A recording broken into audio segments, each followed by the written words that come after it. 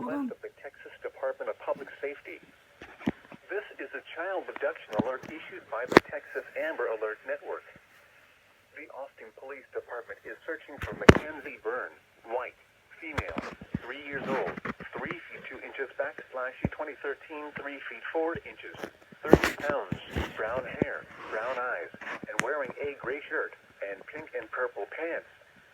Police are looking for Brian Byrne, white, male, 37 years old, 6 feet 4 inches, 220 pounds, bald, brown eyes, and wearing a red shirt and black basketball pants in connection with her abduction.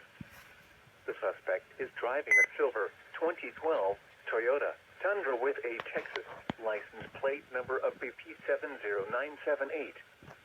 The suspect was last heard from in Austin, Texas. Law enforcement officials believe this child to be in grave or immediate danger.